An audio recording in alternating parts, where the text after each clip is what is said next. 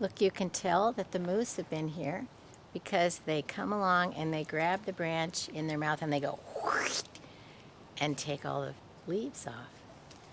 So the moose are around. That's how you can tell. Hi, it's Alaska Granny. Today I wanted to talk about 20 essentials that you can stockpile, whether it's for an emergency or a resurgence of our COVID-19 coronavirus pandemic. There are all kinds of items that we need on an everyday basis, and they have been in short supply over many of the last several months. So the first thing you maybe want to think about stockpiling again is soaps and cleaners. We know that we can get our hands clean with soap and water, so make sure you have plenty of soap. Stock up on bleach if you can find it, and even look for the little bleach tablets. Bleach is a great disinfectant. Add 1/3 of a cup of bleach to a gallon of water. Look for rubbing alcohol. Try to get it at least 70% if possible. If you can find hand sanitizer, it needs to be 60% alcohol for it to be effective against the coronavirus. And if you can find any of the Clorox wipes, Lysol wipes, get some of those. I still haven't seen those, but other people have reported that they're available in the stores again. Any cleaners that you like to use around your home, whether it's something like Windex, Dawn dish soap, Lysol toilet bowl cleaners, laundry detergent, make sure that you have plenty of those on hand. Many of those items were not available during this last few months, and it's a great time to stock up if you can find them in the store. Things seem to be more available in the store right now, and who knows what's going to happen going forward. So if you can find the things you want, stock up now. Vinegar and baking soda are great products to have on hand. There's all kinds of uses for vinegar. I'll put a link to a video I made about different ways you can clean with vinegar. Think about the hygiene supplies that you use on a daily basis, from the moment you wake up until you go to bed at night. What are the shampoos, soaps, lotions, chapstick, deodorant, all of the products that you use throughout the day? Have an extra supply of those items so that you can go into your cabinet and get one out when you need one. You don't have to worry about going to the store and maybe there aren't any. You can have some already in your stockpile. Next, look at basic medical supplies, the basic first aid creams, Band-Aids, gauze, and over-the-counter medications, things that you would use to take care of yourself if you were at home and say you got a cut, a cold, the flu, had diarrhea, an upset stomach, a headache, any of those things that you would keep on hand that you would want to have in case you needed them. You need to have an extra supply on those, and don't be reliant on going to the store when you aren't feeling well to get a few of those things. Stock up ahead of time since it's likely that you'll use them. Do you have pets? Make sure you have extra food for them. Do you have a cat? Maybe you want to make sure that you have some kitty litter. The supplies that you would want for your pet are things that you want to have a little bit extra on hand so that you don't run out and you're not able to get more. No matter who you are, where you live, water is the #1 prepping supply that everyone should have.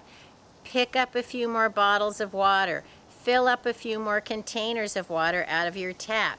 Store the water away in a cool, dark, dry place.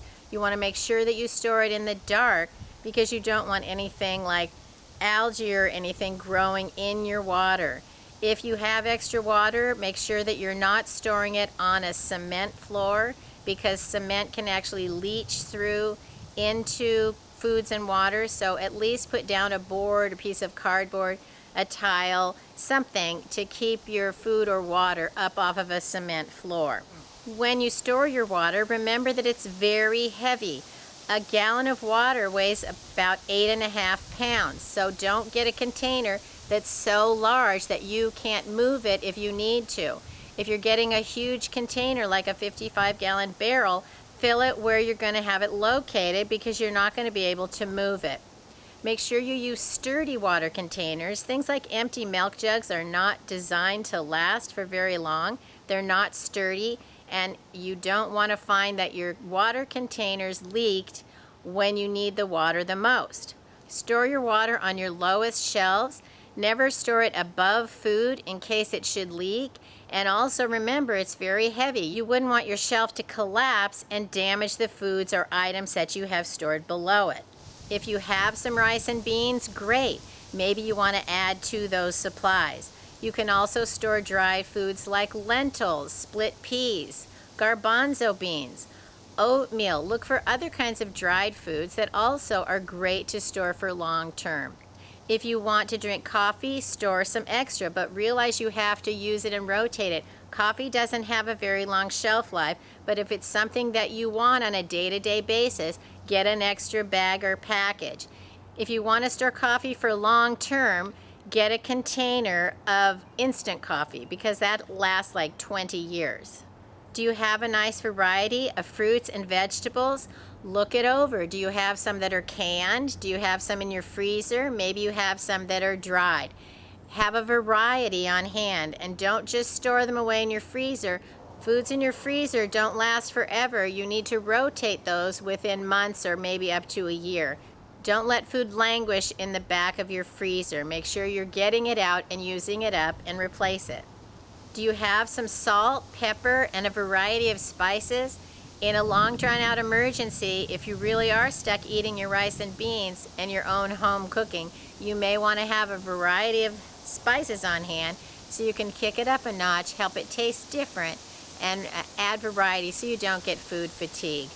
If you like to eat pasta, stock up on some additional packages. Pasta is a great food that lasts for a long, long time. It's very versatile. You can top it with just about anything from your typical tomato sauces to things like tuna, chili, dried cheeses, Italian salad dressings. There are all kinds of foods in your pantry that are great over some cooked pasta. Take this time to look through your pantry, look over your cleaning supplies, your hygiene, your first aid supplies, anything that you think you need more of or you're missing, essential items. If you have the opportunity and you can afford to, add some of these essentials to your emergency stockpile. Then no matter what happens, you'll have the things you need to make the best of whatever comes your way. If you liked my video, I hope you'll share it with someone else who might like it. Learn more at alaskagranny.com, and please subscribe to the Alaska Granny channel.